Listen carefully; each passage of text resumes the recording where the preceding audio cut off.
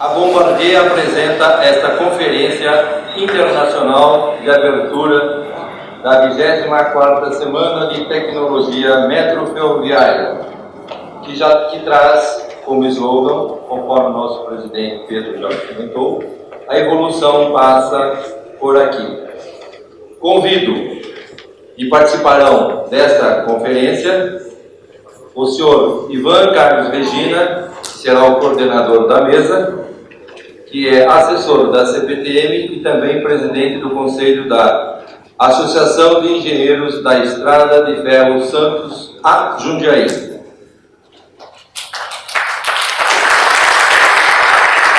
Convido a senhora Françoise Métayer-Zelmin, conselheira da Embaixada da França, e em nome da CEMAPA, Empresa de Estudos, Gestão de Projetos e Planejamento Parisiense.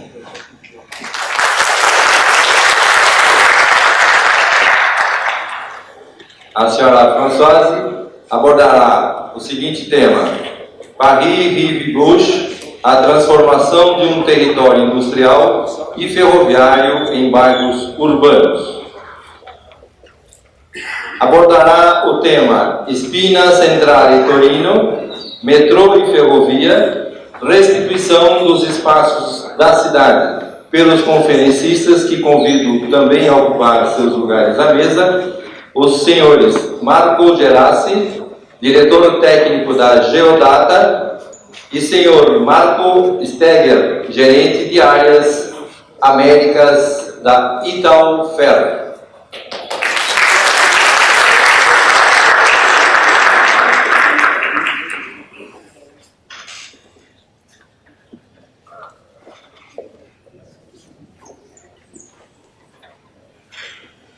Ouviremos já a primeira apresentação pela conferencista Françoise Métayer. Por favor.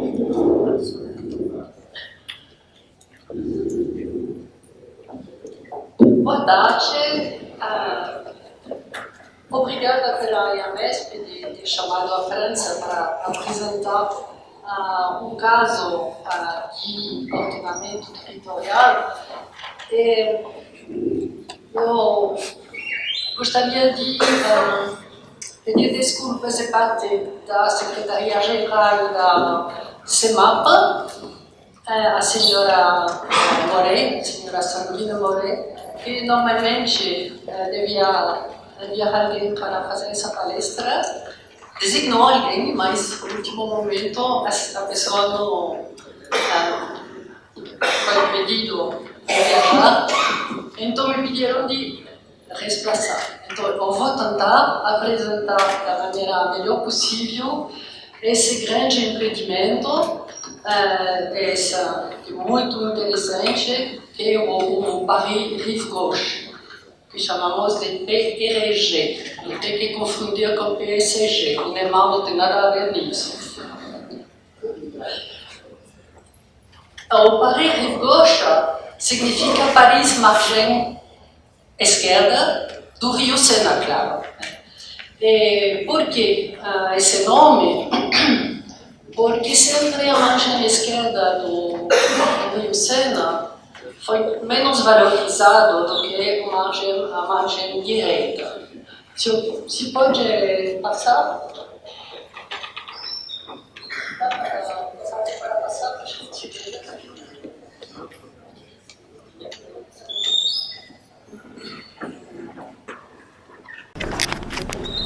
Paris-Rive-Gauche é assim, agora.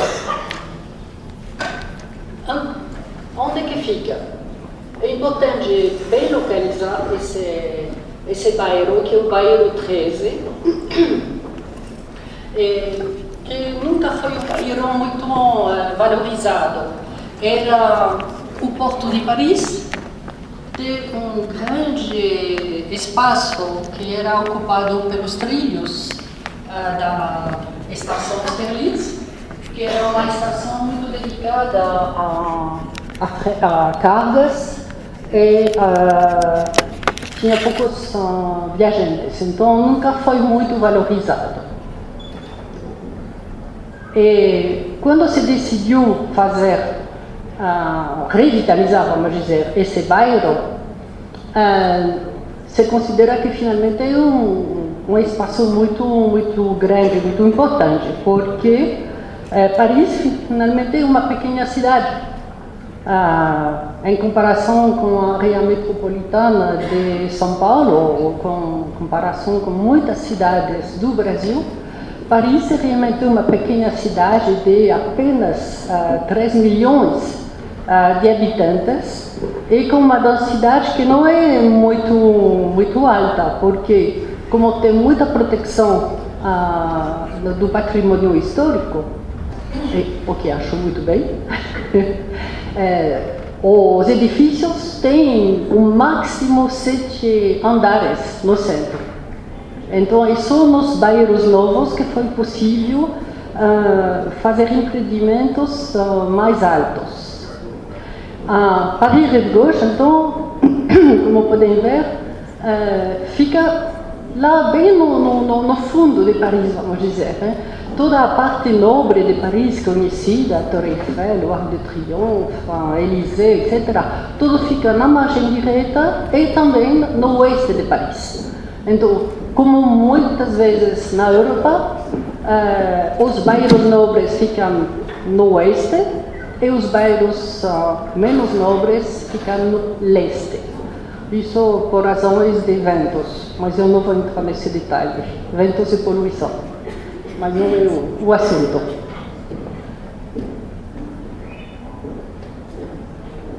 Bom, ok. Então, isso era o desafio. Nos anos 90, mais ou menos, 90, a decisão de ordenar de novo esse território é 91. Tinha essa cara.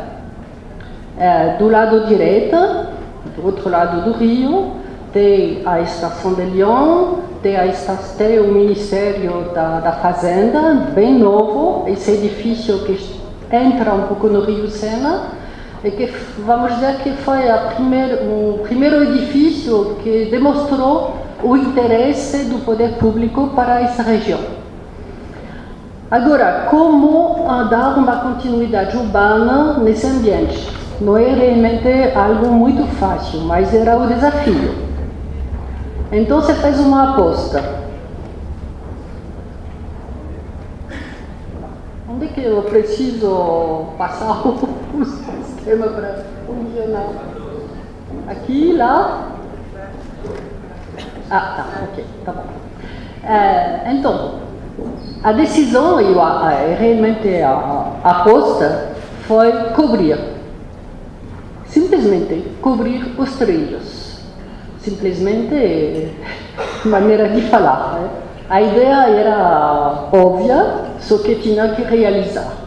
Então tinha que cobrir 23 hectares de vias férreas e, claro, reabilitar também, fazer um retrofit de toda a parte que está perto do Rio Sena e que também era em muito mal estado, com construções ruins, com antigas fábricas. Tinha, por exemplo, os grandes molinhos que faziam toda a farinha da região parisiense, tinha um montão de coisas, muitos depósitos também, por causa da presença do porto. Então tinha areia, tinha tudo o que precisa para construir. Era realmente uma zona muito mal valorizada. E assim agora. Então, você pode dizer que é uma aposta bem sucedida. Né? Agora, é essa cara que tem. Mudou um pouco. Isso foi uma foto de 2015. Mas como foi possível? Foi possível porque teve toda uma política, que vou explicar depois, mas só para vocês terem uma ideia de como foi o empreendimento, foi dividido em 4 territórios e com intervenções dos 4 territórios no mesmo momento. Não se fez um, depois o outro, depois o outro. Não. Se conquistou finalmente todos os territórios no mesmo momento. Com intervenções um pouco às vezes simbólicas e outras intervenções que tinham como papel de ser um motor para atrair os promotores, para atrair atividades, etc. Então, a política foi a seguinte. Se pensou que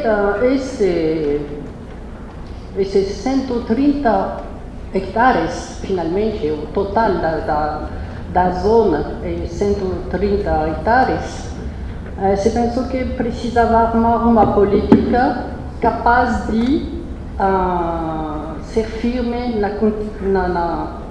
no tempo, ao largo do tempo. Para vocês terem uma ideia, a Prefeitura de Paris teve 4 prefeitos, quatro prefeitos diferentes durante todo este prazo. Nenhum voltou atrás. Por quê? Não é que são melhores que os outros, que não podiam. Por quê? Porque, finalmente, a Prefeitura de Paris, no momento da decisão do empreendimento, fez o que chamamos uma zona, em francês, é zona d'action concertée, que não tem traduções. O mais próximo seria as unidades urbanas associadas. Só que esse procedimento urbano é mais firme que a UOC, porque permite ao poder público de adquirir os terrenos. Então, se reconhece uma zona de utilidade pública e o órgão que está designado para fazer o empreendimento pode negociar para comprar os terrenos ou expropriar se não tem negociação. Mas o interessante, o importante é que o poder público se torna proprietário e tem o domínio do solo. Isso, depois ele vai retroceder, vai vender, etc. Mas o plano geral é o poder público que realiza. E por isso se criou a CEMAPA, essa famosa CEMAPA, que é uma sociedade de economia mista, que foi designada para realizar todo o empreendimento. Depois eu vou explicar como. Também outra particularidade que eu acho foi muito interessante, que como eu falei, se designou 4 territórios, no quais se trabalhou de maneira sequencial, mas cada vez se fez algo em cada território, nenhum foi deixado de lado para mais tarde. Então, a CEMAPA, então, que é uma sociedade mixta, mas claramente que pertence à Prefeitura de Paris, mas a CEMAPA teve um contrato com Paris. É isso que permitiu essa continuidade do projeto. Foi um contrato assinado de mais ou menos 92 até 2022. E nesse contrato, que como vocês podem imaginar é bastante detalhado, porque é um contrato para muitos anos, com momentos onde se pode renegociar, onde se pode rediscutir os termos do contrato, mas quem é designado para fazer um empreendimento é a CEMAPA. E depois o que faz a CEMAPA? Ela vai adquirir os terrenos. Lá no caso do Paris-Rive-Gauche, vamos dizer que foi bastante fácil, entre aspas, porque 70% dos terrenos pertenciam à Sociedade Nacional de Estradas de Ferro, a Companhia Nacional de ferrovia. Bom, então, não significa que a negociação foi fácil, mas eu acho que facilitou um pouco, porque é uma companhia nacional, então foi mais fácil para adquirir ou os terrenos ou a autorização e o poder de fabricar solos urbanos com a cobertura. Depois tem os outros proprietários privados, como eu falei, tinha os grandes bolinhos, que na época pertencia ao Bouygues, a grande empresa de construção, que imagino que eles compraram não para fazer farinha, mas tinham provavelmente ideias de fazer empreendimentos urbanos. Bom, então entraram no projeto e outros proprietários. A CEMAPA, o papel da CEMAPA, então, era ser dono realmente do empreendimento, mas também de fazer obras de demolição, despoluição, como vocês podem imaginar. Tinha solos poluídos de maneira extraordinária, num ambiente como aquela que eu mostrei. E também, o mais importante lá nesse caso foi empreendimento de cobertura dos rios. São eles que fizeram a engenharia e também que pilotaram todo o trabalho. Então, só uma palavra para explicar o estatuto da CEMAPA, que Sociedade de Economia Mixta até 2012. No início foi feita com capital público, Prefeitura de Paris, Estado Central, que colocou um pouco também, porque tinha linhas de trem, SNCF, claro. Também tinha uma sociedade de economia mixta, também que estava encarregada do ordenamento das margens do rio, Sena, etc. Finalmente não tinha o setor privado, mas podia entrar. Porque a partir de 2012 mudou, e agora realmente é uma sociedade totalmente pública, que pertence quase todo à Prefeitura de Paris. Não vou entrar nos detalhes, foi simplesmente porque mudaram as regras de Bruxelas, as regras europeias, e para ter a capacidade de continuar com o contrato direto Prefeitura, CEMAPA, tinha que fazer dessa maneira. Não vou entrar nisso, mas era um problema de trabalho in-house. Bom, primeira coisa que foi importante para fazer, lá eu sei que todos vocês sabem disso, era colocar transporte coletivo nessa zona, que não tinha. O metrô chegava à entrada da zona só. E não tinha nada de bom, vamos dizer, para ir nessa zona. E não precisava, porque não tinha viajante, não tinha habitação, muito pouco. Então, se fez tudo um traçado de linhas de metrô, de linhas de rede express regional e, simbolicamente, vamos dizer, o terminal da nova linha de metrô automático, a linha 14, que chamava-se na época Meteor. O terminal foi primeiro na biblioteca, a grande biblioteca François Mitterrand, e agora vai até o final dessa zona. Então, isso foi um dos primeiros pontos que foram desenhados nesse projeto. Depois, foi um pouco um símbolo, se colocou a grande biblioteca, que é um empreendimento realmente muito impressionante.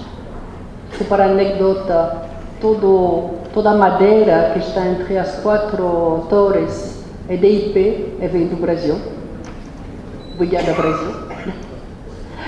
E foi feito esse primeiro grande empreendimento para marcar.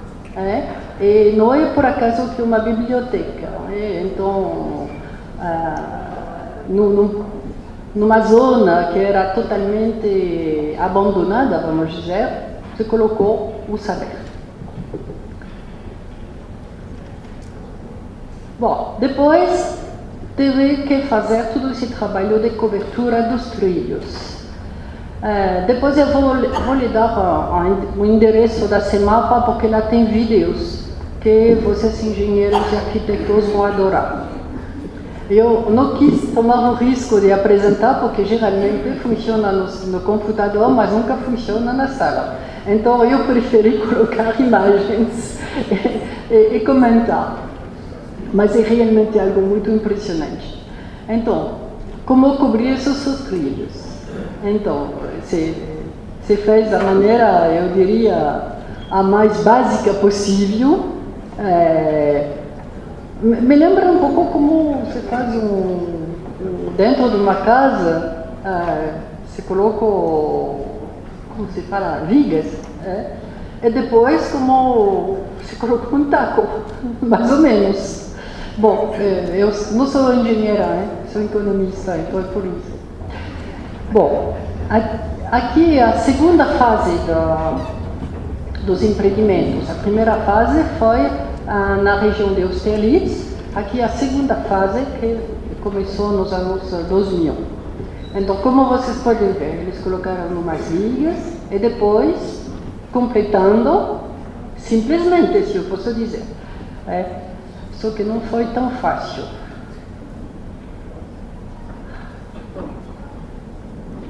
Não sei porque não quer funcionar isso. Já melhorou a projeção. Tá, ok. Estamos ainda em dezembro de 2013. Agora, avançamos um pouco. Bom, agora se completa, etc. E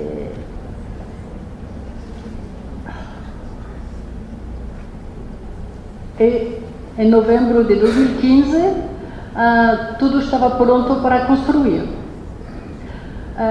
À direita tem um espaço que daqui a pouco vai ser transformado em imóvel, como dizer, edifício ponte. Depois eu vou mostrar que finalmente se fez só as duas. Não sei como explicar isso, não sou engenheira, perdão, e ademais em português é complicado. Mas se fez só os dois lados e depois se construiu o imóvel como uma ponte. Que tem, esse edifício tem uma cara muito interessante. Então, outra comparação de realização da cobertura. Imagino que vocês entendem perfeitamente como tudo isso foi feito.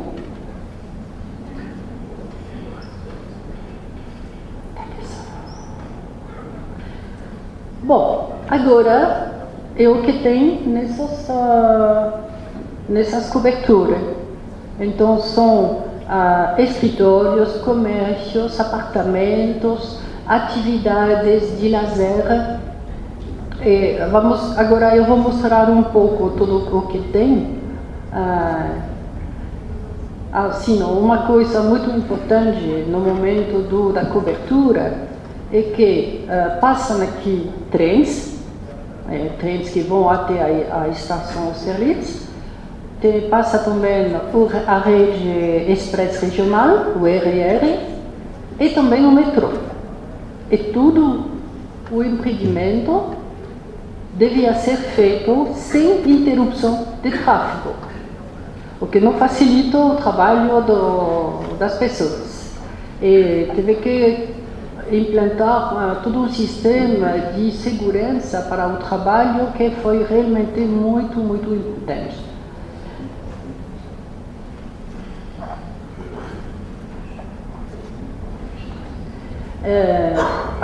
eles podiam, bom, de vez em quando tinha que interromper para as pessoas trabalhar, mas apenas 2 horas por noite.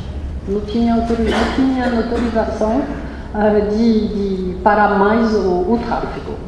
Então imagino que teve uma organização de canteiro de obras super interessante. Bom, outro exemplo de outro lugar onde teve a cobertura, e agora é isso. Muda um pouco a cara.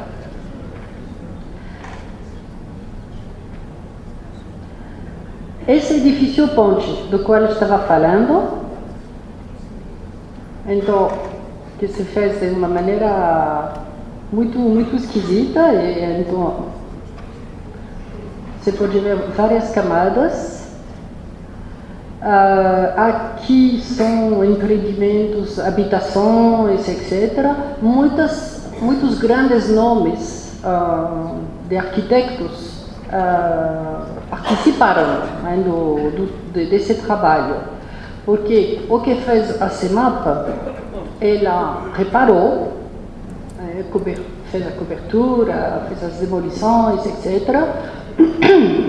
Ela preparou tudo e depois vendeu os terrenos para promotores, mas não podiam fazer o que eles quiseram. Eles tinham que fazer ou escritórios, ou alojamento social, ou alojamento de alto nível, etc. Tudo isso estava bem definido, mas o interessante é que foram realmente atraídas grandes assinaturas de arquitetos para trabalhar aqui. Também interessante porque tem uma universidade, a Escola de Arquitetura, uma das escolas de arquitetura de Paris. Aqui é um campus. Quando eu vejo isso, eu acho que gostaria de ser estudante lá, porque realmente deve ser bem bacana. Perto do Rio Sena, quase a 3 estações de metrô do centro.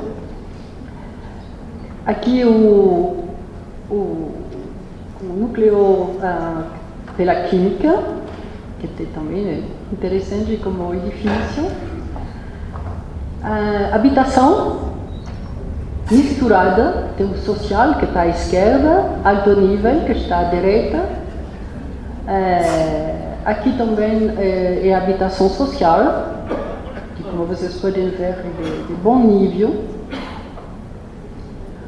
E aqui algo que realmente, quando se vê da margem direita, é impressionante, que eu deixei em francês cité, da moda e do design, que é o lugar onde os criadores de moda, de design, etc., podem vir trabalhar, etc., é um lugar de intercâmbio, de manifestações, etc.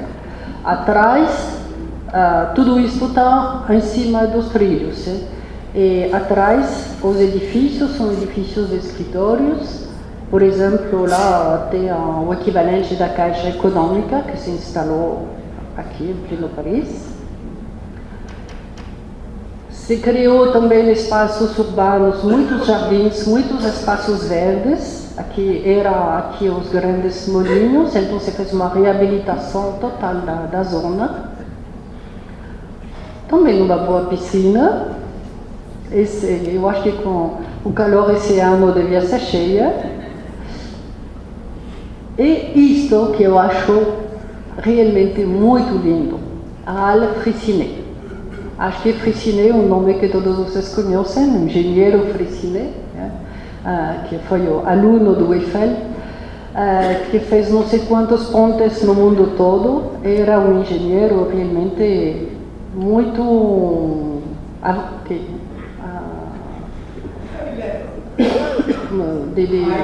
Isso, obrigada. Obrigada, Peter. E esse edifício era um edifício onde chegavam todos o correio, também não sei como eram cargas mas cargas leves, vamos dizer. E era a companhia de trem que utilizava esse prédio. Bom, foi deixado, a data é 1929. Foi totalmente abandonado, etc. E agora, a foto de baixo é como é. E agora é o maior incubador numérico do mundo. Eu acho muito interessante essa maneira de recuperar um edifício antigo com novas tecnologias. Lá está cheio de jovens, como podem imaginar. Esse incubador realmente é muito interessante. E tem um ambiente lá que realmente é muito interessante. Bom, agora, vamos dizer que mais ou menos 60% do programa ou está realizado ou está engajado. Mas se queda 40%, fica 40% para fazer. O balanço financeiro, porque claro que tudo isso tem um custo. Uma zona de ação consorciada deve ter um balanço equilibrado. Significa que a venda dos terrenos deve deve cobrir, vamos dizer, o preço da compra. Então, como podem ver, o início, o poder público injetou dinheiro na CEMAPA, e depois a CEMAPA faz empréstimos, etc. Ela tem mais ou menos 20% do capital próprio. Tudo o resto foram feitos empréstimos e se recuperou com a venda dos terrenos, tanto para privados como também para Paris, para a prefeitura de Paris, porque realizou vias, realizou universidades, realizou muitos empreendimentos que são de competência pública, que foram revendidos depois para a prefeitura. E dessa maneira se equilibra as contas. Eu não tenho o último balanço, mas deve ser equilibrado também. Bom, tudo isso foi possível porque tinha uma grande vontade política. Isso não tem segredo. O prefeito da época, que era o Jacques Chirac, quis fazer, se deu os meios de fazer, e depois todos os prefeitos, que sejam de direita, de esquerda, etc., e a prefeita atual também querem continuar e acabar esse empreendimento. Nunca foi questão de acabar ou de parar. E o interessante é que trabalhar com 20, 25 anos, a técnica tem evoluções. A maneira de tratar o urbanismo, de trabalhar também com as pessoas, tudo isso muda.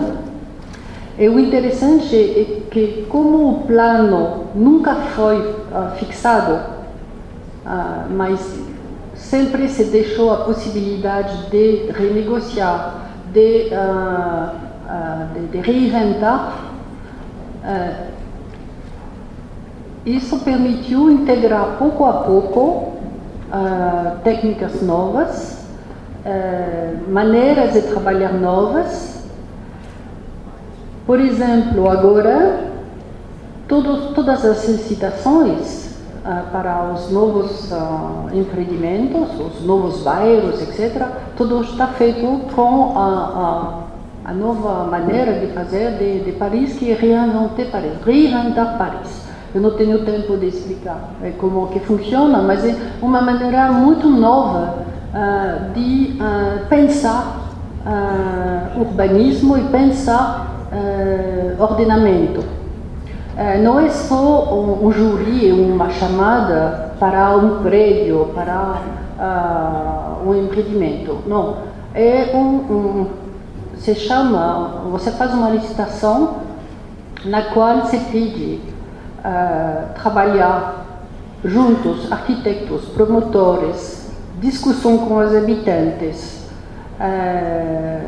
introduzir novas tecnologias e também dar uma orientação sobre o que vai ser o empreendimento, o bairro, ou a zona daqui a 10 anos, em função das técnicas ou das tecnologias que foram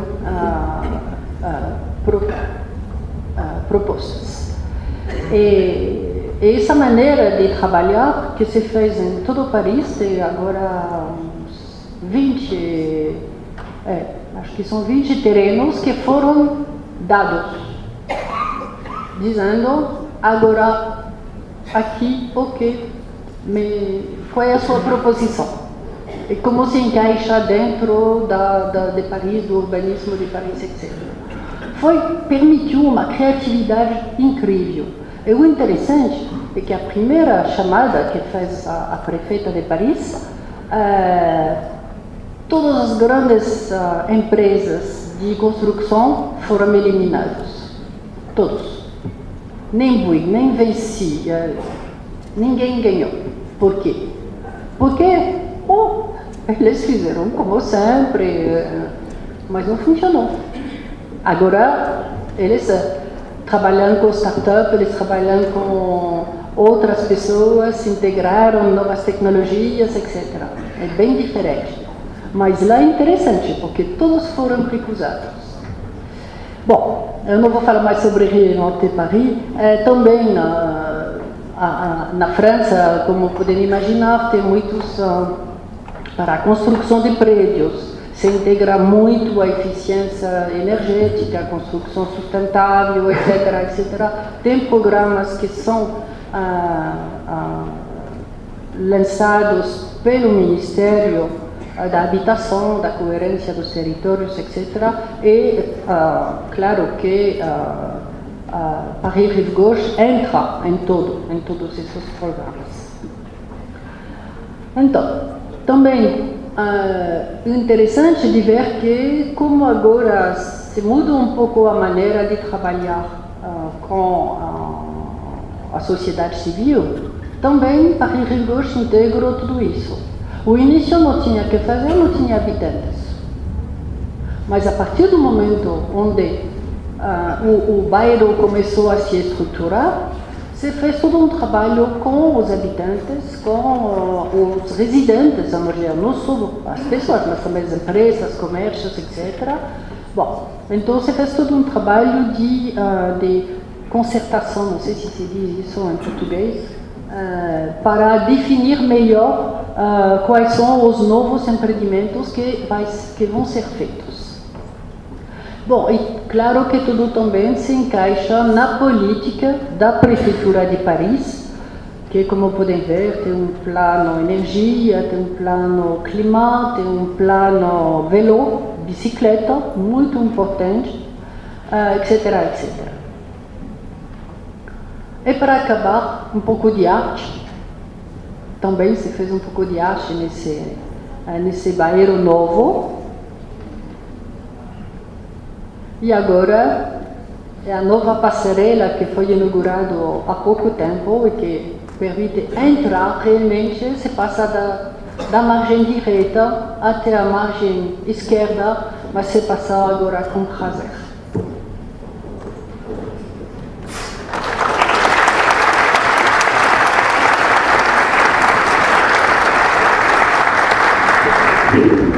Ivan, com a sua permissão.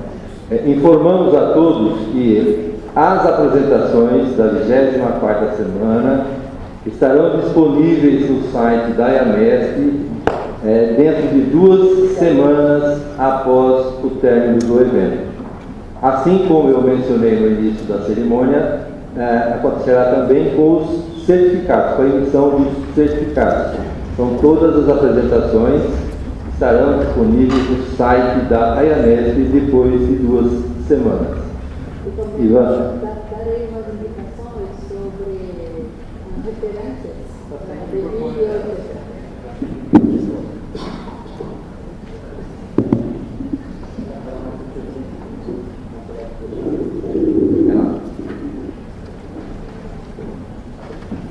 Mencionou que também para mais algumas referências com relação ao projeto, ela implementará no site da IAMESP também.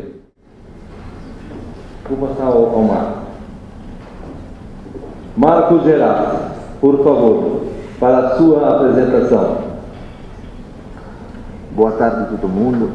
Você prefere falar aí à mesa ou aqui? Aqui nós temos um monitor que também... Ok? Pode ser. Ok, precisa do...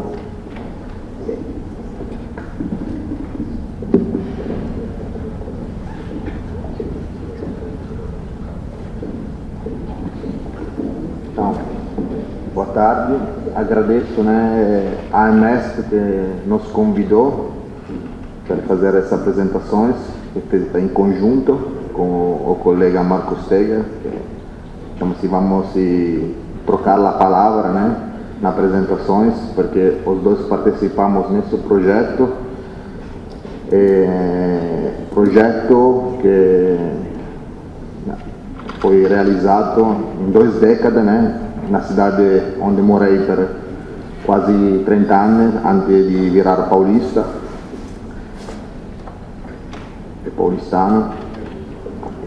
Basicamente esse projeto é um projeto que mudou a cidade de Turim, mudou em uma situação muito melhor, seja no plano de mobilidade, no plano de urbano,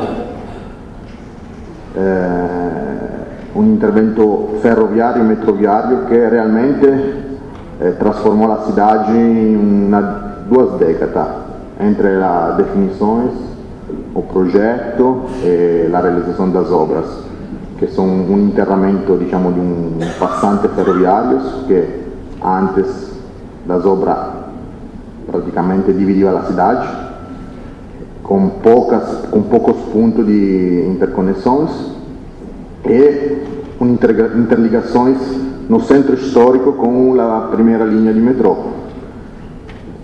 Projeto de construção que, na verdade, foram realizados paralelamente, também, empurrado também dos vários eventos, entre cujos mais importantes foram as Olimpíadas de 2006, os Jogos Olímpicos Invernais que aconteceram em Turim em 2006. Então, vamos a focar um pouco nas apresentações. Aqui 2 números de Turim. Turim não é uma cidade muito grande, uma cidade que, na verdade, devido ao encolhimento da indústria, para as robotizações, para evoluções também das fabricações, Turim é uma cidade da Fiat. Então, subiu essas diminuições de pessoas, mas apesar disso, os moradores de Turim, todo mundo começou a aumentar com carros, então a cidade tinha um problema de viabilidade.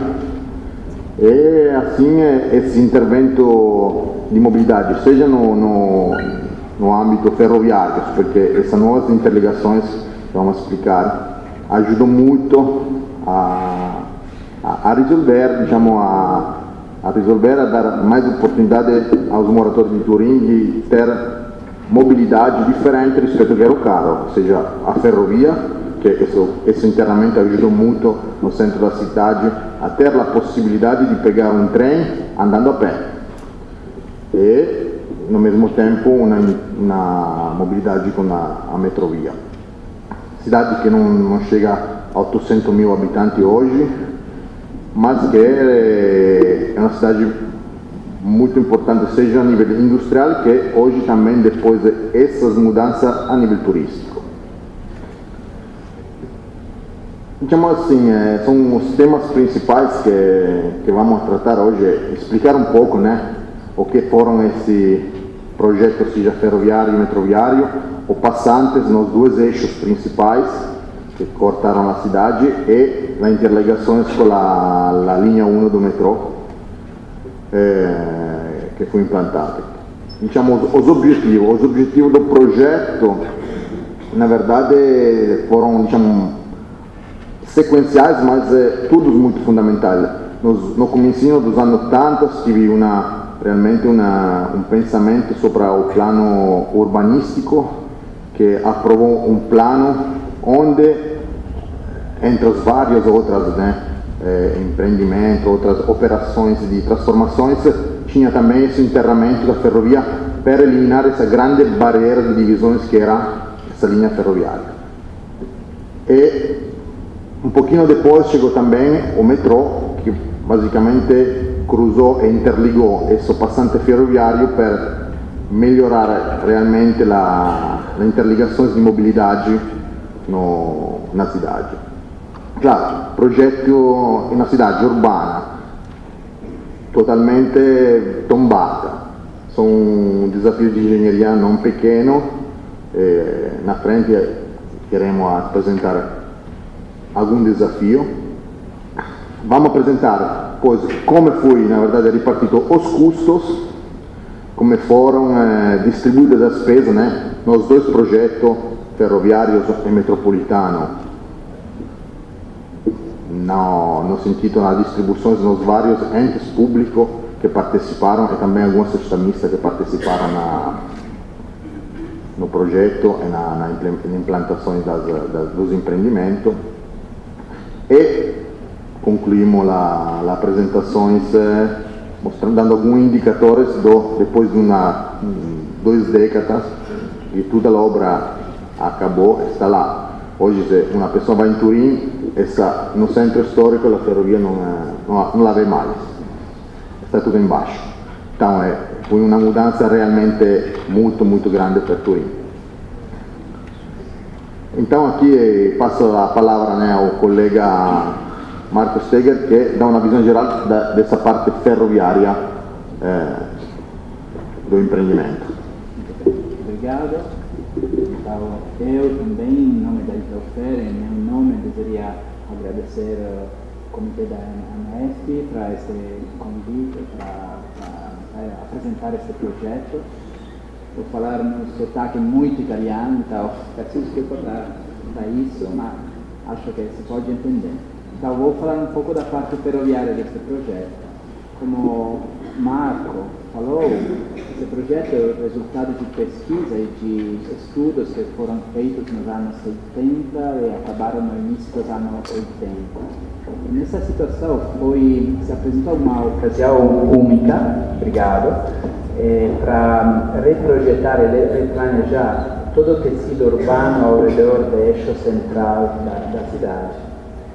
Para essa razão, o projeto previu que as linhas existentes no corredor norte e sul fossem enterradas e também as novas linhas que iam ser acrescentadas para aumentar a capacidade do sistema de transportes fossem subterradas, enterradas elas também. Por quê? Por qual razão?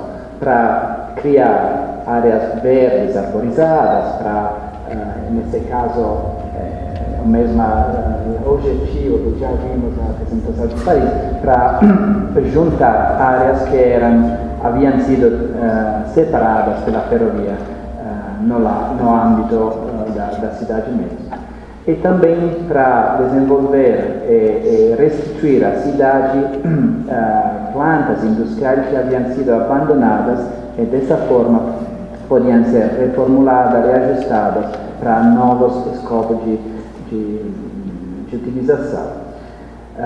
Então, as linhas guias deste projeto previam, depois de várias propostas, a construção de um ramal na parte sul da cidade, entre Porta Susa e Lingotto, e depois de uma quadriplicação na parte norte. Na verdade, foi a sequência de 2 intervenções, o eixo 1 e o eixo 2. E para completar as obras, se tem que mencionar naturalmente a interligação com o metrô de Torino. O metrô linha 1 que vai ser apresentado pelo colega Marco. Então, começando pela primeira parte do trabalho, essa parte foi realizada antes dos anos 2000, agora vou ver se, qual era o objetivo deste projeto, novamente? Era aumentar a capacidade de criar um eixo norte-sul integrador do sistema de transporte da cidade. O eixo já existia, mas vocês podem ver que no trevo Zapata, na parte horizontal da parte marcada, haviam várias conexões que afetavam a capacidade da linha ferroviária. Por exemplo, posso mencionar os trens que de Torino Porta Nuova iam para Torino Porta Susa e até Milano, os trens que de Torino Porta Susa iam para Modane e Paris, os trens de Orbassano para Lingotto e os trens para Lingotto novamente para Porta Susa. Então, é evidente que estas quatro comunicações que interferiam num trecho assim pequeno iam afetar a capacidade da linha. Agora, na primeira parte do trabalho, aqui é uma sequência de sessões ferroviárias que foram realizadas lado a lado nos vários pontos do trecho. E se vê que a nova linha se emerge até realizar galerias artificiais, galerias naturais, dobramento das linhas, e há pontos onde o projeto, o empreendimento, tinha 4 linhas praticamente paralelas, para a linha diretas Milano-Torino, para a linha Ramain, para a linha de conexões regionais e para a linha de commuter. Então, o que aconteceu? Que ao final dessa parte, já antes dos anos 2000, foi possível a realização de 41 trens circulando diariamente nesta parte da cidade, ao invés que a circulação anterior não chegava a mais de 30 trens por dia. Agora, vou passar uma série de fotos que apresentam, de um lado, os trabalhos, de outro lado, a possibilidade de revitalizar o tecido urbano e as plantas industriais. Por exemplo, aqui se vê que a obra, também nesse caso, foi muito complexa. Por quê? Porque a circulação tinha que ser mantida em funcionamento, assim, exatamente como eu estava falando para o caso de Paris. Só que aqui também tinha um subterrâneo a fazer. Então, foi todo um tema de proteção da linha existente com Parachias, no entanto que se escavava o túnel ao lado da ferrovia. Mas aqui quero notar as antigas oficinas de grandes reparos na parte esquerda, que depois da realização da obra foram requalificadas e foram restituídas à cidade como espaços dedicados à exposição e cultura. Então, aqui também foi feita toda uma requalificação da área circundante à ferrovia. Na parte esquerda, vocês já veem a obra após a realização. A ferrovia já não existe porque está abaixo. Lá existe somente um eixo rodoviário arborizado que facilita muito o tráfego da cidade. Aqui novamente o trecho Porta Susa Lingotto completo. Aqui na parte baixa novamente o trecho completo e na parte alta o quadruplicamento do eixo norte da cidade Porta Susa Sur em fase de construção. Aqui também se tinha que acrescentar mais 2 linhas por razões de capacidade. Uma coisa que é importante lembrar novamente é a necessidade de manter em funcionamento a operação. Então, como se fez tudo isso? Se realizou um tubo de 2 vias paralelo à linha existente, onde se transferiu a circulação ferroviária, para não interferir com ela. E depois, tendo que acrescentar mais 2 linhas, se realizou uma via dupla novamente no lado esquerdo, no lado leste do eixo, e completado o doble túnel foi coberto, restituído à cidade a parte superficial, que foi equipada para esse eixo rodoviário, que é a spina centrale, que é também o nome dessa apresentação. Aqui quero destacar a possibilidade de mudar totalmente a estação principal da área de Torino, a estação Viajantes Porta Susa. Na lado esquerda se nota o edifício histórico, assim como era antes das obras. Agora teria que aparecer a nova estação, e agora aparece. Então, a nova estação foi realizada ao lado da antiga, é uma obra bem interessante, com uma cobertura de vidro, comprimento de mais de 350 metros, onde as linhas ferroviárias correm abaixo. E também essa linha, como vamos ver depois, tem uma interligação com o metrô. Aqui vemos a estação depois das obras, novamente o eixo completo. O antigo edifício dos viajantes foi destinado a outros serviços. Outros pontos complexos naturalmente existiram, por exemplo, na Praça Estatuto, na Praça Central, durante as obras, o problema foi a gestão das interferências. Havia centenas de interferências abaixo do sol, da superfície da praça. Naturalmente foram desenvolvidas várias soluções para gestionar tudo isso. A praça, depois a conclusão com passagem subterrânea, permitiu ter uma série de níveis, onde a nível main 1 tinha aparcamento e conexões rodoviário, a nível main 2 existe a ferrovia, e perto, mesmo que aqui nesse corte não se vê, perto da praça mesma há no nível main 3 a linha 1 do metrô. Aqui umas fotos para deixar claro que, novamente, tudo isso foi feito com a linha ferroviária de alta velocidade entre Torino e Milano em operação. Então vocês podem entender a complexidade das obras. Aqui, por exemplo, esta máquinas são para a consolidação dos solos com técnica de jet grounding. Naturalmente tudo isso foi feito com um cuidado particular para manter a segurança da condição de operação.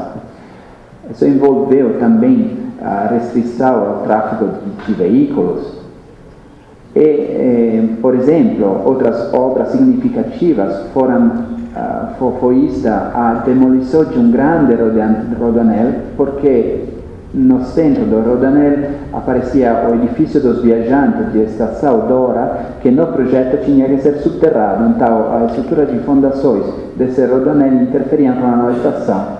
Então, foi necessário demolir esse rodoanel. É evidente que essa demolição foi feita com um atento estudo das fases de realização. Depois das obras, o rodoanel já não existe uma rotatória da praça e a ferrovia novamente está abaixo. Outras fotos de outras avenidas principais da cidade antes das obras, essa é a Avenida Venezia.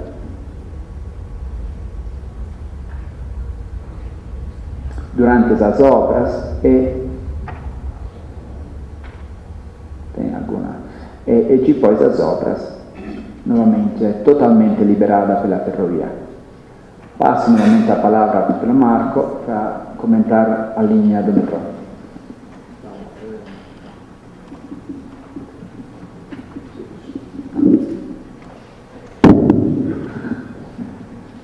Basicamente, paralelamente a essas obras ferroviárias, e também, as implantações in un progetto integrato da primera linea metroviarias. No, il monitor sta indicando in amarello.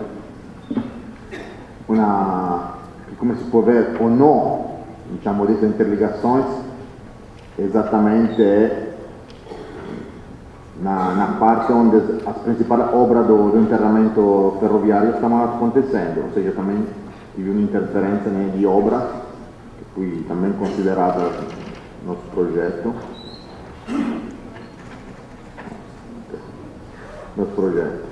Basicamente la linea ferroviaria, la linea metropolitana fu pensata comunque in 4 tappe, due tappe, diciamo, che furono la prima e la seconda tappa esattamente coincidenti nessa area do passante ferroviario, che costarono 15 stações, totalmente in area urbana e mais urbana che il centro storico, che tinha una complessità, diciamo, ainda maior, mas que na verdade era pensata para uma integração total com o novo passante ferroviário, porque, como explicou bem o Marco, o passante ferroviário, a mais de enterrar, aumentou a possibilidade de utilizo da ferrovia.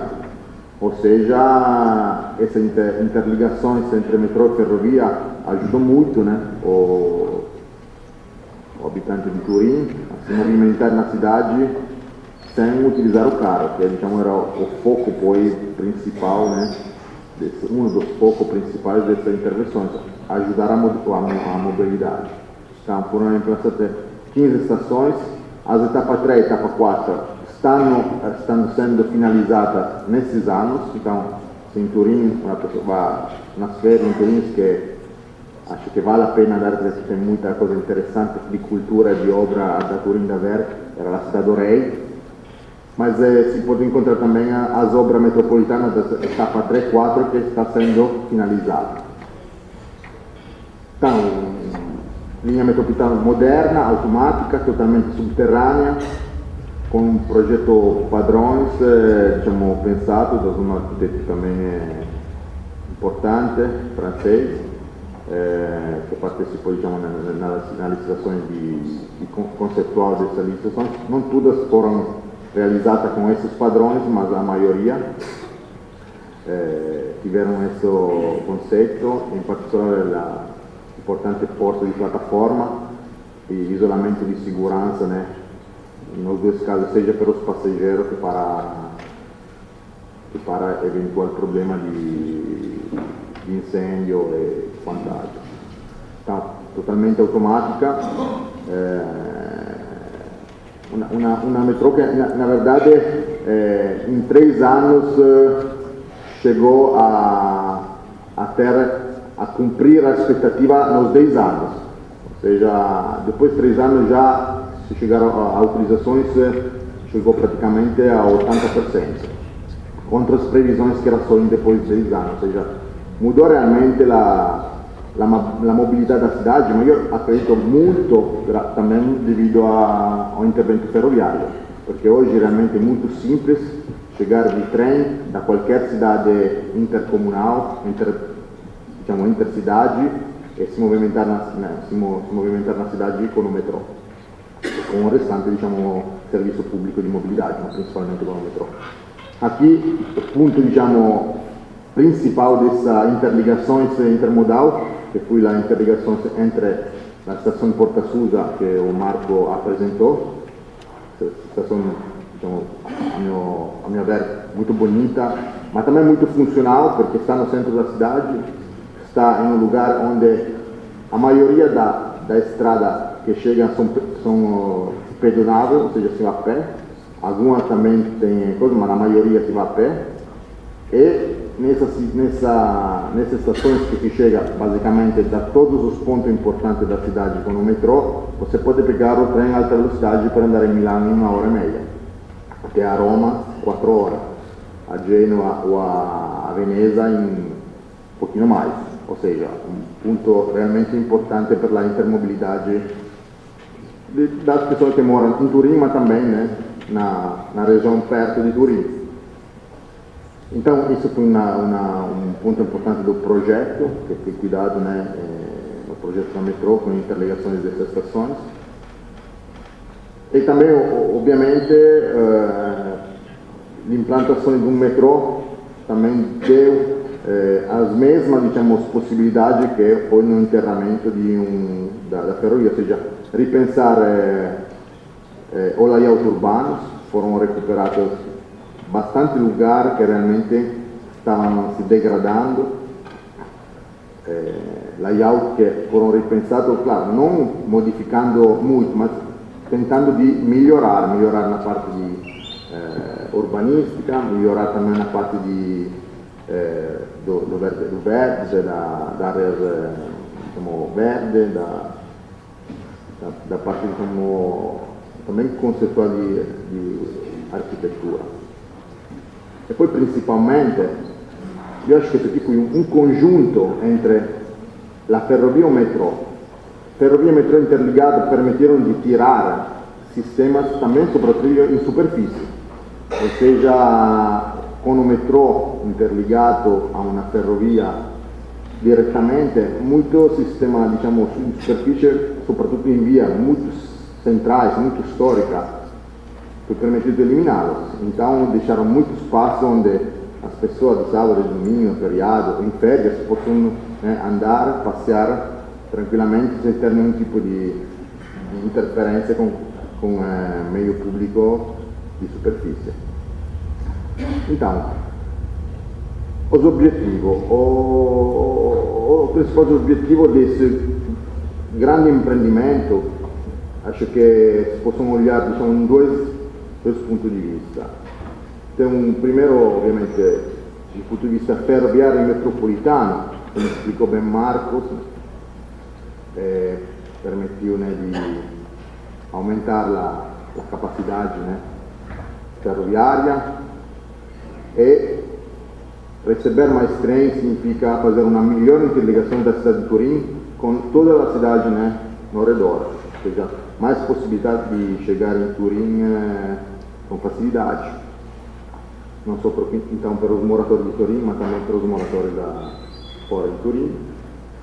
Uma interligação com o metrô, que realmente mudou também, nesse caso, a mobilidade das pessoas de Turim. Hoje parece impossível que não tenha um metrô em Turim. Você pergunta a qualquer turense, parece não dá para pensar Turim sem metrô agora.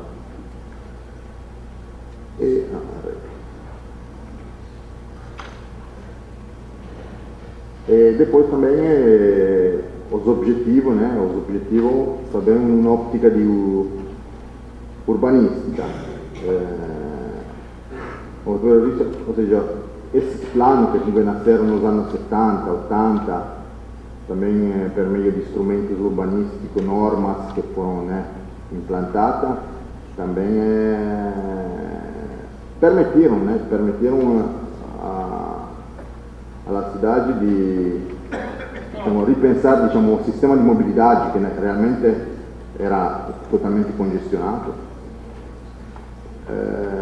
Pensar também um desenvolvimento diferente das áreas ali, diciamo, mais periféricas, ou seja, uma maior interligações e também pensar novo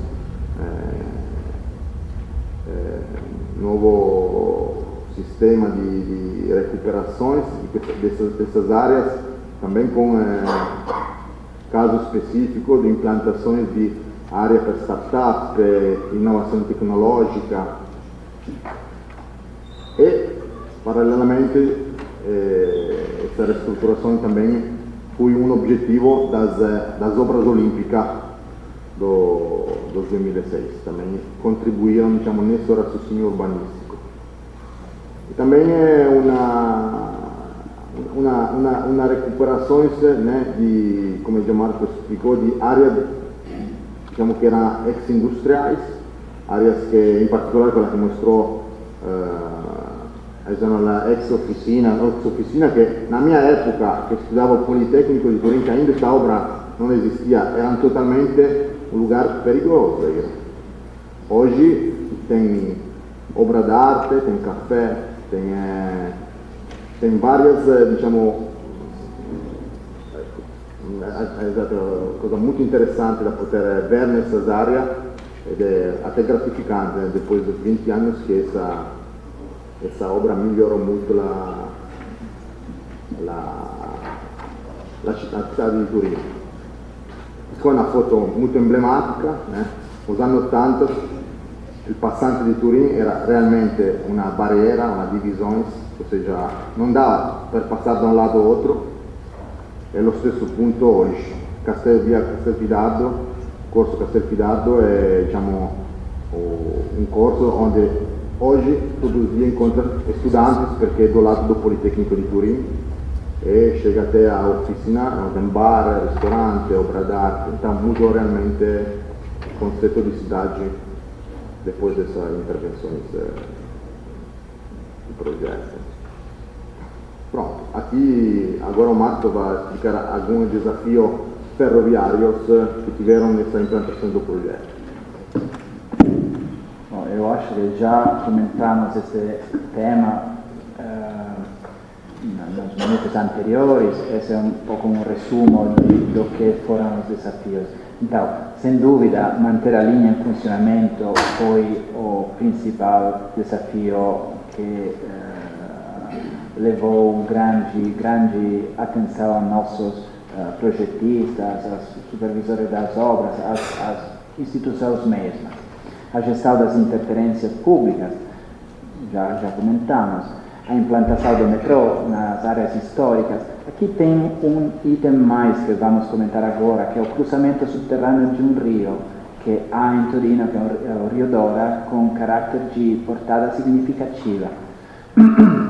Então, algumas fotos novamente para enquadrar os temas, a cobertura da linha ferroviária existente e construção da nova linha lado a lado, um pouco como no caso de Paris, nesse caso, nessa foto.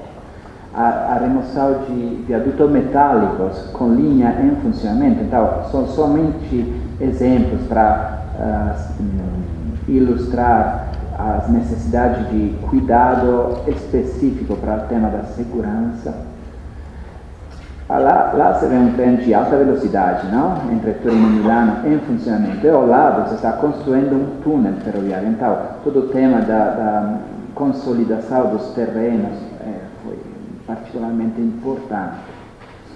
Novamente, outros casos de linha em funcionamento ao lado das obras com consolidações em jet grouting. Vamos agora ao um problema no problema, o cruzamento de um rio, que é o Rio Dora. Então, na versão anterior do passante, havia um ponte ferroviário que cruzava o Rio Dora, mas como já foi bem entendido, todo o eixo é um eixo subterrâneo para restituir na parte superficial a capacidade de tráfego superior. Então, a escolha técnica foi novamente para a construção de 2 túneis artificiais de pista dupla, operando em fases, dividindo e parcializando o leito do rio para construir diafragmas e para permitir a realização de consolidação por jet grouting. Naturalmente esse rio tem um caráter de portada significativa, então foram também previstos sistemas de monitoração do nível do rio ao montante do túnel para entender se quanto considerável poderia ser os possíveis efeitos no aumento do nível de água no rio mesmo. Aqui se nota o rio na fase anterior às obras, então com autopista ferroviária, ponte ferroviária e parte rodoviária. Como se realizou? Agora, num corte de um canal, você pode ver as várias fases de realização da obra. Então, primeiramente, se realizou um revestimento primário, depois foi dobrado um revestimento secundário de proteção hidráulica, tudo foi consolidado através de operação de jet grouting na tampa do fundo e nas paredes laterais. Depois foi colocada uma laje de cobertura e uma laje adicional de proteção hidráulica, porque praticamente a cobertura da túnel ia ser novamente a parte inicial do rio mesmo. E depois se escavou dentro do poço. Aqui se vê como o canteiro de obra foi realizado diretamente sobre o leito do rio parcializado. É evidente que esta forma de trabalhar permitiu um trabalho bem eficaz do ponto de vista do transtorno urbano, porque se trabalhou diretamente no rio mesmo, realizando diafragmas. Aqui novamente foto que mostra o trem andando de noite mais, mentre que no desenvolvimento dos trabalhos é já realizada um túnel, se começou com o túnel do lado este, lado Milano. Aqui esse corte mostra qual é a situação final abaixo do Rio Dora, com uma galeria ferroviária concluída, uma das duas, e ao final da obra, naturalmente, ao final da realização do primeiro túnel ferroviário, se demoliu, se procedeu à completa demolição da antiga ponte ferroviária para a construção do túnel lado leste. A situação final tem esse tipo de situação. Avenida Central totalmente liberada pela ferrovia, o rio e abaixo as duas galerias de pista dupla para as linhas ferroviárias.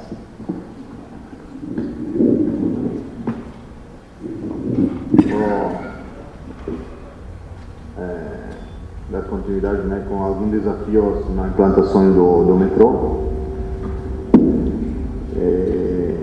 Basicamente a metrô entrava proprio in un'area molto storica, come já falei antes, então todo o sistema construtivo pensado era para minimizar qualquer tipo de impactos nas edificações ao redor, que foram todas monitoradas, utilizo de diafragma com hidrofresa para minimizar os impactos das escavações. Aqui algumas fotos, né, da implantações, como se olha a casa histórica nos dois lados, todas completamente monitoradas. Túnel era realizzato con tunelador. Então os desafios muito prontos os prédios antigos que sempre hanno monitorato in algum caso até além do normais, per minimizar qualquer tipo de impatto, que era uno dos principais riscos, né, que corria essa implantação dessa obra. Aqui o resultado da implantação do túnel, diciamo assim, realizzato con la tuneladora, quindi premoldados, né, com as aduelas. Aqui alguns números dos 11 quilômetros 13 quilômetros di linea, diametro esterno 8 metri, interno 6,90, utilizzato a duello universale, spessura da 30 a 35. È interessante, ci abbiamo até un punto in cui il raio di curvatura arriva até a 180 metri, cioè molto piccolo, che fu un grande desafio, come mostrei na mappa, no, come insieme, quasi a 90 gradi, ma poi também superato esse desafio. Aqui vou apresentar alguns custos nos dois termos. O custo, diciamo assim, custos e come fu finanziato a parte ferroviarias, imprendimento ferroviario, diciamo che o Marco explicò, tive un custo che chegou a 1.560 milhões de euros, e esses financiamentos foram assim divididos entre os entes. O grupo Ferrovia do Stato, né, que é a ferrovia do governo italiano, foram responsáveis por 59% desses valores. A cidade de Turim participou com um 38%, e nesse caso tive também um contributo da União Europeia per um 3% do valor total acima mencionado. Mesmo raciocínio apresento os custos, né, que tive la metropolitana di Torino, etapa 1 e etapa 2, 13 km que expliquei antes, ou seja, empreendimento que chegou a 950 milhões de euros, 950 milhões de euros que foram assim repartidos, né, entre os financiamentos. O Estado italiano participou com 60%, la Regione Piemonte, che è, diciamo, outro ente abaixo do Estado che è responsabile do trasporto, participou com 10%, la cidade di Turim, che participou com 24%, e também essa società mista che è la GTT, che poi era o proprietario, né, o dono do metrô, e participou com um 6%. Assim, concluindo com os resultados, né, os resultados que deram esses dois empreendimentos, do ponto de vista ferroviário, já falamos várias vezes, foi, né, eliminar essa ferrovia da superfície, a mais duplicar a quantidade de trens e interligar com um novo serviço metropolitano per migliorare, diciamo, o sistema integrato di mobilidade da cidade. E assim, do ponto de vista urbanístico, vamos repetir, né, recuperar espaços que na verdade eram perdidos como centro da cidade, e realmente a parte atrás dessa ferrovia era realmente comprometida antes desse trabalho, e hoje acho que é o melhor ponto onde ir de férias em Turim e nessa região, porque tiveram novos bar, novo lugar, então realmente mudou o conceito de cidade. E com todas as recuperações aqui urbanísticas, parque, também esses novos trechos, diciamo, rodoviários, mas foram pensados também com muito verde, muitas interações com a pessoa que vai de pé, ou seja, não foi só uma rodovia para o carro, não, mas foi pensada num conceito também de melhorar a cidade para o morador de Turim. Aqui dois indicadores, aqui mostra, né, aqui mostra o número de carro, ou seja, o número de carro em Turim. Esse aqui, na alta direita, tem, diciamo, o ente que fez essas pesquisas, mostra que efetivamente a partir do 2006, que na verdade foi quando se pode pensar que boa parte desse empreendimento já estava pronto, a tendência de utilizar o carro na cidade está diminuindo, é uma tendência a diminuir, que, diciamo, que era esperado, né, depois dessa implantações. Aqui, no mesmo sentido, é o número de acidentes. Tive um pico, e acho que é o pico anche devido a implantações mesmo. A cidade estava crescendo com o número de carros e tinha muita obra. Mas, novamente, após a obra ser implantada, a tendência é a diminuição do acidente. E aqui poi vou mostrar, assim, em italiano, mas vou traduzir, né? É uma pesquisa que foi feita o ano passado da un ente certificato che è SWG per conto di esso ente da cidade di Turim, e foram feitas alguma pergunta aos cidadãos. Os cidadãos é uma pesquisa pública, então é só entrar no site da Prefeitura de Turim, se encontra essa pesquisa, o que achavam desse cambiamento da cidade após todas as intervenções. Então, a pergunta é, após as implantações, as intervenções, grandes intervenções urbanísticas de Turim, o que você acha?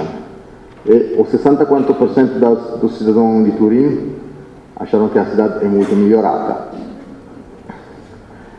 No mesmo sentido, pediram aos cidadãos o que acham, né, como avaliaram essas transformações realizadas na cidade. É como se for ver, 77% concorda com a implantação do metrô. 64%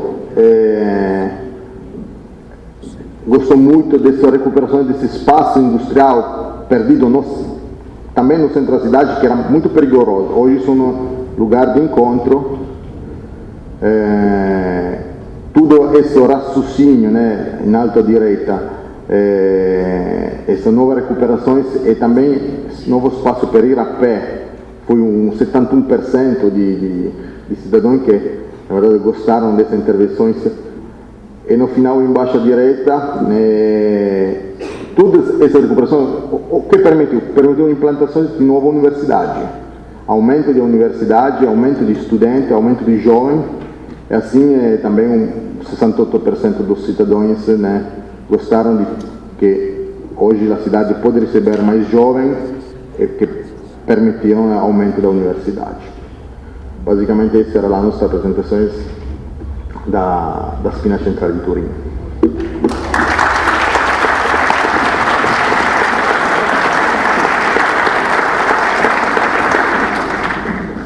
Ivan, a sua apresentação agora? Por favor.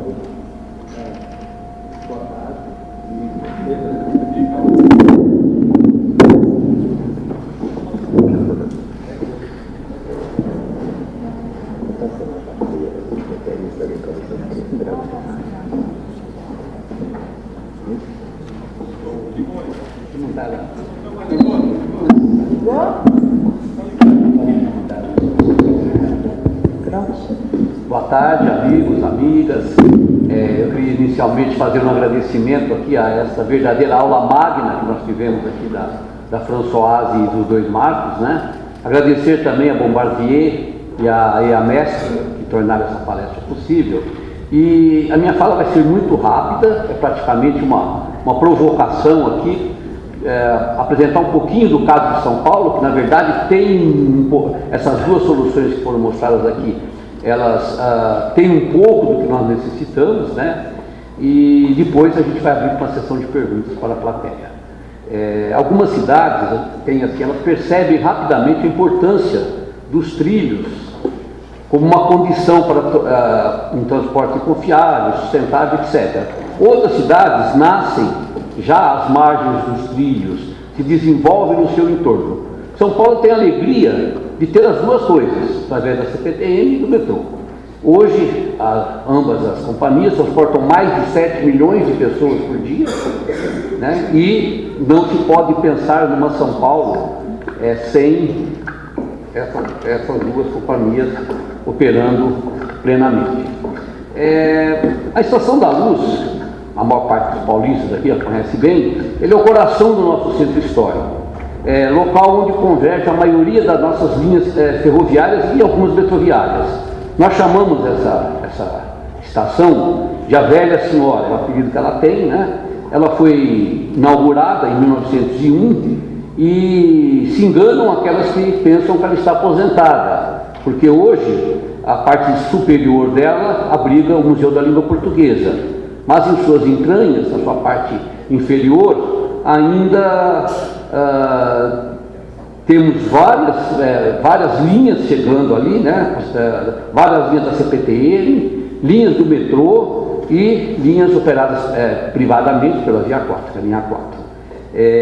Agora, essa ferrovia, que foi muito importante para o gênese de São Paulo, ela nesse momento está operando de uma forma que satura a Estação da Luz e não consegue dar um tratamento urbanístico e operacional de maneira que nós necessitamos e precisamos. É isso que a gente vai ver, que tipo de coisas que precisam ser feitas na Estação da Luz para que ela resgate esse papel arquitetônico e operacional que ela tem que ter daqui para frente. Aqui nós estamos vendo 4 estações metroferroviárias que elas são o centro velho de São Paulo. Como a Françoise mostrou aqui também 4 estações, nós temos aqui, ó, a Barra Funda, né, que tem as linhas 7 e 8 da CPTM, a linha 3 do metrô, chegando lá, a Júlio Prestes com a linha 8 da CPTM, a Estação da Luz com as linhas 7 e 11 da CPTM, e a linha 1 do metrô e a linha 4 do metrô, com operação privada, como eu falei. E a Estação do Brás com as linhas 10, 11, 12 e 13 agora da CPTM, recentemente inaugurada, e a linha 3 do metrô. Elas constituem aí o backbone, né, o eixo da nosso transporte metropolitano. E hoje essa ferrovia está se transformando numa impedância urbana para uma reurbanização central, nos moldes como a gente viu aqui nas 2 apresentações anteriores. Falando somente na Estação da Luz, e de Barra Funda a Brás, nós temos 500 mil metros quadrados de terrenos não operacionais, quer dizer, ou seja, terrenos que não estão sendo utilizados, que pertencem à ferrovia. Depois a gente explicita um pouco melhor que tipo de propriedade é essa. Mas, repito, 500 mil metros quadrados de terrenos fora os eixos ferroviários. E nós estamos vendo aqui, em laranja, aquelas avenidas estruturais, né? Não vou me alongar aqui, citando uma por uma, né? A maior parte dos paulistas a conhecem, mas, e em rosa, os fluxos que estão seccionados pela ferrovia. Esse seccionamento, que se repete evidentemente ao longo de todo o seu eixo, tem contribuído para a desconexão urbana, para a criação de usos de solo, de solo degradado, né? Criações de regiões com uso de solo degradado, e em permanente degradação, que é pior, que não só piorou, como continua piorando. E algumas sem função urbana mais, né, como a Cracolândia, por exemplo, que todos conhecem, e parece que nos torna imperiosa a reversão dessa situação. Aqui, essa é uma das soluções propostas, eu quero deixar isso bem claro, tá? Uma das soluções propostas. A CPTM hoje tem trabalhado em algumas outras soluções, ou de menor custo, ou que possa ser implementada mais parcialmente, vamos dizer assim, mas essa solução que vocês vão ver agora é a solução que foi proposta pelo arquiteto João Valente em 2009. Ele que não morreu tão prematuramente, né, e nos deixou aí uma obra de arquitetura maravilhosa, né, e nesse contrato, vocês podem ver aí, que eu vou falar um pouquinho mais dele, lógico, né, mas assim, apenas como cartão de visita, essa intervenção ela permite uma total revitalização da área, conecta importantes equipamentos da cultura paulista e nacional, como o Museu da Língua Portuguesa, que funciona, como eu falei, no sótão da Estação da Luz, a Pinacoteca do Estado, que abriga uma das nossas maiores coleções de arte, a Sala São Paulo, que é um orgulho para nós em termos de música, a Estação Pinacoteca, esse prédio com um passado tão lamentável, mas agora voltando para a parte cultural. Para quem não sabe, ele abrigou o DOPS aqui em São Paulo, né? Abrigou um órgão de repressão militar, policial, e a Estação da Luz e a Estação da Júlio Prestes, que, entre outras coisas, são belíssimas, né? E merecem serem preservadas e reformadas. Opa, perdão. Esse slide aqui, apenas para mostrar que quase não temos necessidade de apropriação, ao contrário, a ferrovia é muito rica em terrenos que podem ser urbanizados. Tem uma pequena área entre do amarelo lá, no fecho ferroviário, que está grifado em vermelho, que é de obrigatória a desapropriação. As outras áreas no entorno seriam aconselháveis a desapropriação por uma questão urbanística, mas não, o empreendimento não prescinde, o empreendimento prescinde dessa desapropriação, ou seja, é um empreendimento com baixíssima impacto social e de baixo custo. Essa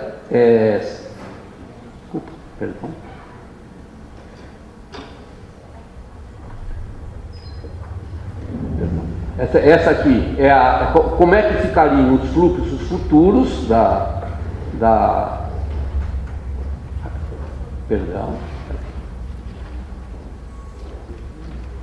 Então aqui vocês estão vendo os fluxos, aqui é uma vista da implantação, aqui há os terrenos que são necessários, Aqui, como é que os fluxos ficam facilitados e se resolvem todos aqueles problemas que eu falei, de fluxos contínuos para regiões de norte a leste, de norte a leste e de sul a oeste de São Paulo. Essa é uma vista da implantação proposta com o enterramento dos trilhos nessa região central. Aqui uma vista de implantação, né, um desenho esquemático, uma maquete eletrônica. Eu estou sendo bem rápido para poder permitir que não sobre tempo para um debate aqui com os nossos conferencistas. Essa é uma outra vista também do empreendimento. É importante ressaltar que o centro comercial da Rua José Paulino se mantém integral e você permite tanto o fluxo de automóveis como o fluxo de pedestres e com uma valorização de todos esses elementos de conexão urbana e de uso urbano. Uma vista interna, é previsto um shopping também dentro dessa edificação. Aqui um corte, aqui eu queria dar uma parada, porque na época que João Valente fez essa proposição, havia ainda alguma indefinição de como seria o modus operandi da CPTM no trecho. Ainda há essa indefinição, continuamos estudando, mas essa solução proposta ela é uma espécie de um tour de force do João, porque ela prevê 8 vias metropolitanas, mais uma via para circulação de carga, mais uma via para o Expresso Aeroporto. O Expresso Aeroporto entra agora em operação no mês de setembro. Talvez não necessitemos de tantas vias chegando ao centro de São Paulo. Entre 4 são suficientes, porque se nós mudarmos a operação de topo para uma operação de cruzamento por dentro da Estação da Luz, 4 vias seriam suficientes. Ou seja, essa solução ainda pode ser barateada, mas na época essa era a configuração solicitada e ele conseguiu realmente, em um esforço magistral, resolver todas essas circulações. Inclusive, pode-se aguardar alguma dessas soluções para o trem regional do CPTM, como foi falado aqui pela Françoise também, que é muito importante não só essa utilização para passageiro metropolitano, como essa possibilidade de mantermos uma GARI para a utilização do trem regional.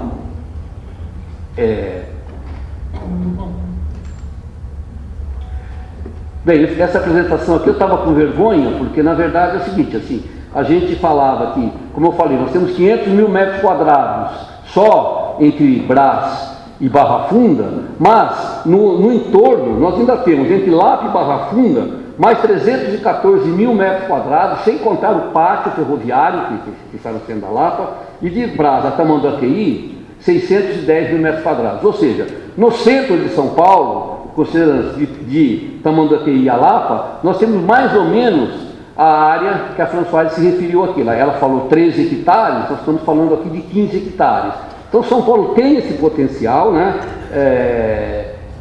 A grandiosidade da reurbanização da cidade, que seria feito através de empreendimento desse tipo, ele evidentemente fica muito claro para nós. Agora, o que nós precisamos? Será que no Brasil nos falta engenharia de realização desse processo?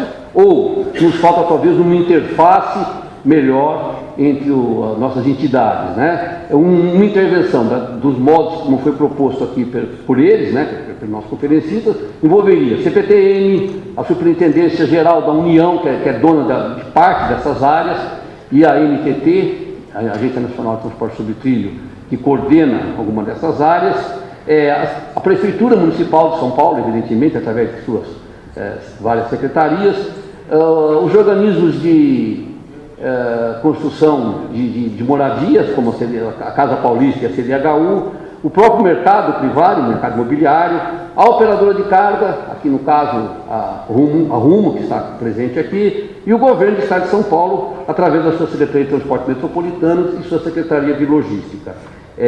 Como a gente viu aqui, a gente tinha uma piada antiga que falava assim, que a única entidade que possuía mais terra do que a ferrovia era o Vaticano, aqui dentro de São Paulo.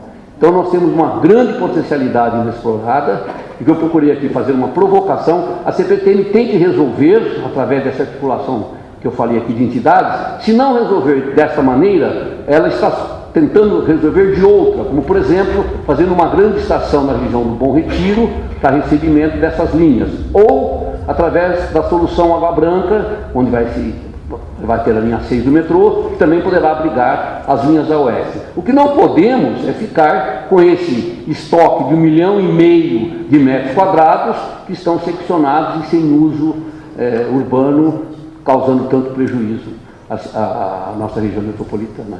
A minha fala, como eu falei, foi muito rápida e agradeço a vocês.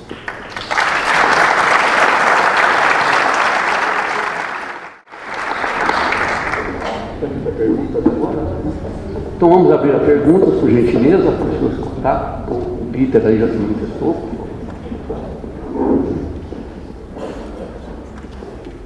Eu tenho duas perguntinhas rápidas. Uma para nossos amigos de Torino e uma para você, Ivan. Para meus amigos de Torino, eu vi que o Estado italiano financiou 60% do projeto. No caso de Paris, dá para entender, porque Paris é a capital da França. Mas no caso de Torino, por que Torino foi privilegiada e Calabria não? Porque Turim é a terceira cidade da Itália. Depois de Roma, tem Milão e depois tem Turim. A Turim tem as 3 maiores empresas da Itália. Tem a Ferrero, tem a Fiat e tem a Mirolio. Então, na verdade, Turim está muito importante comercialmente falando para a Itália. Agora para o Ivan, eu vejo que muita coisa belíssima está sendo feita em São Paulo. Você citou a Sala São Paulo, magnífica. Nós temos o Teatro Municipal, belíssimo. A Praça São Bento, belíssima. Estou vendo esses negócios que você mostrou, magnífico.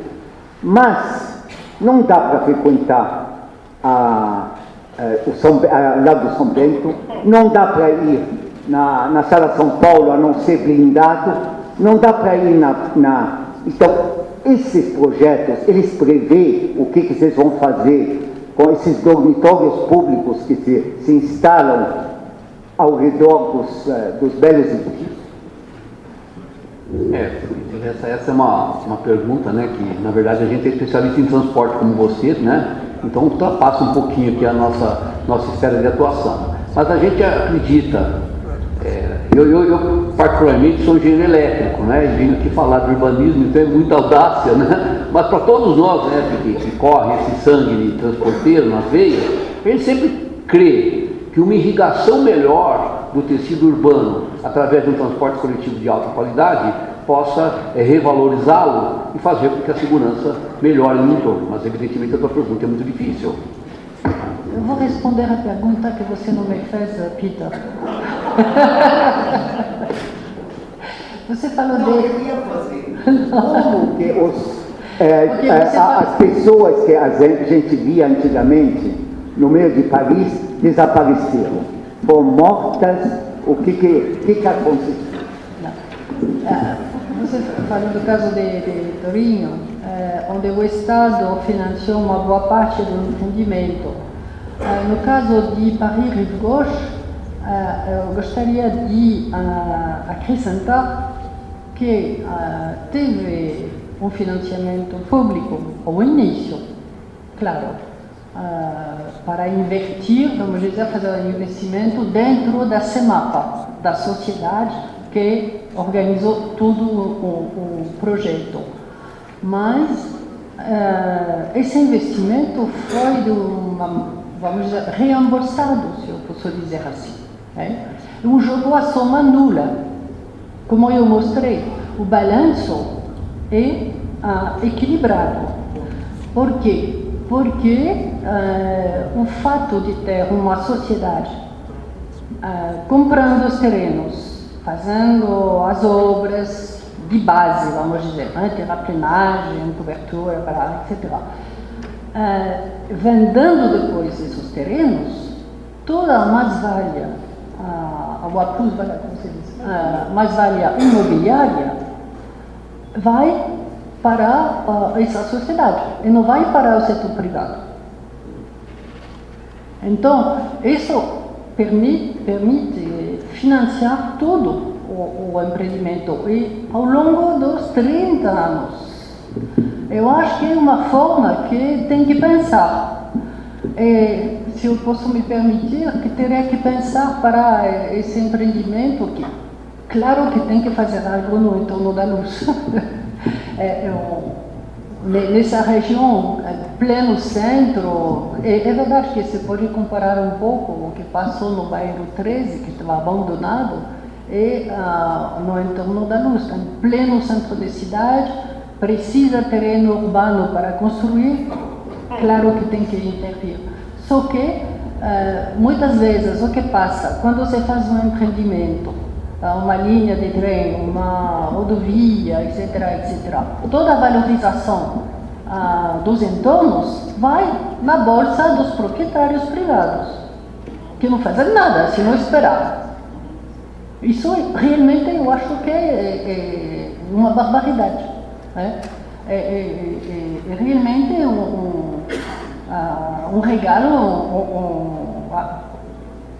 que não dá para continuar assim. E lá no caso de Paris-Rigaud, não foi assim. Toda a valorização que foi dada a esse bairro serviu para equipar, para construir, para fazer universidade, para fazer todos os equipamentos públicos. Essa forma que eu acho que tem que pensar um pouco no contexto brasileiro, claro, que não é o contexto francês. Boa tarde, obrigado, gostei muito da apresentação de vocês. Isso levou a nós pensarmos um pouco aqui no Brasil. Tá? Nós tivemos o exemplo aqui de São Paulo, que o Ivan trouxe, da Nova Luz. É importante, ele não falou que ali a 10 da CPTM, ela foi seccionada, né, ali no Brás, e isso complicou um pouco mais a circulação das pessoas que vinham lá do ABC, que é uma área com muita gente, que ia até o centro da cidade, foi obrigado a parar no Brás e tentar pegar a linha 3 e 11, que é impossível no horário de pico, porque elas são muito cheias, tá? Então a Nova Luz, ela é importante retrazer a linha 10 até o centro. Agora, uma pergunta que me ficou, tá? Se falou de reinventar Paris. Nós vimos ali o que foi feito na Itália, onde teve uma recuperação de áreas degradadas da cidade. Isso acaba, que é o que a Françoise estava colocando agora, valorizando os imóveis. Tá? Então, nessa valorização, você tem um aumento de impostos. Esse aumento de impostos, ele não fica durante um período pequeno, ele fica durante o resto da vida. Você tinha um terreno ou uma construção abandonada que virou um prédio. Você teve comércios, você tem uma série de geração. Está se pegando esse acréscimo de impostos, tá? Por exemplo, uma região de influência direta do empreendimento de transporte, que é fundamental para você recuperar a cidade, para que ele ajude a mitigar ou a diminuir os custos da implantação desse empreendimento. Por exemplo, o empreendimento metro ferroviário, ele tem que se pagar em 20 anos, 30 anos, não é um prazo pequeno. Eu queria saber se na França, na Itália, tem algum mecanismo que pega essa mais-valia, esse adicional de impostos e reserva para amortizar os financiamentos. Vocês mostraram que nos dois casos, todo o investimento foi público. A gente vê muito pouco ou quase nada de exemplos no mundo de recursos privados que ajudam a colocar vamos dizer, o empreendimento metro ferroviário em pé. Ele pode nos ajudar no empreendimento imobiliário. Tá? Como é que vocês fizeram? Vocês estão pegando isso? De que forma nós poderíamos estar aprendendo com isso, tentar trazer essas experiências exitosas aqui para o Brasil, para ajudar, ou aqui para a América Latina, para ajudar a melhorar a mobilidade de nossas cidades, que é algo super importante.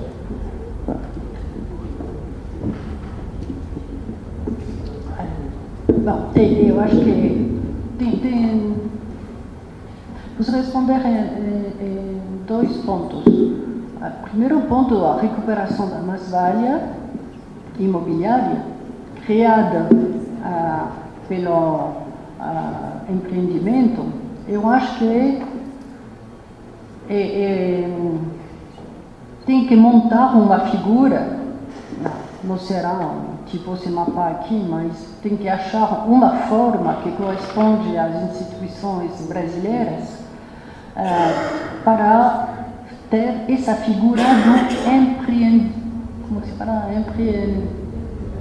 da pessoa que vai fazer o empreendedor, que vai ter a responsabilidade de dar continuidade no projeto.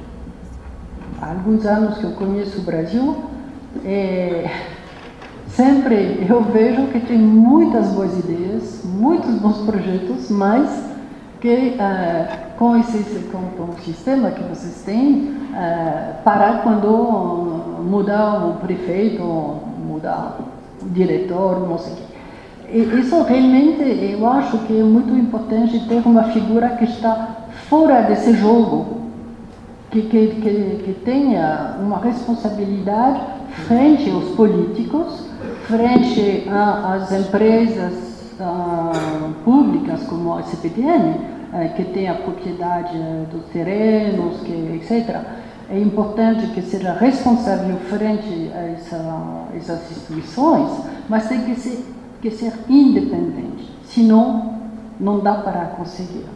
E também precisa ter um sistema tipo privado, com balanço e dinheiro que entra, dinheiro que sai, controlado. E esse sistema de recuperação da mais-valia imobiliária permite também escolher o que você vai fazer. Você vende os terrenos ao promotor social um pouco menos caro que ao promotor de alto nível, ou de escritórios, etc. Com o sistema do CEPAC, aqui tem um pouco essa figura, e que eu acho muito interessante também. Então, teria que achar uma maneira de montar esse tipo de projeto. Depois, você falou recuperação de impostos, etc. Claro que para uma prefeitura é muito interessante, porque vai ter novos habitantes, vai ter nova atividade, etc. E todo esse mundo vai pagar impostos. Mas realmente eu acho que esse resultado é um resultado adicional para a prefeitura.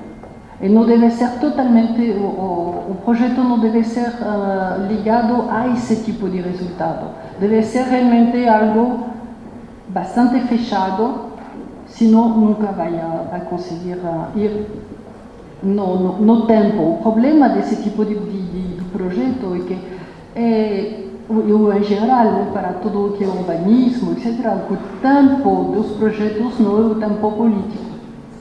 Então tem que achar uma maneira de combinar os dois.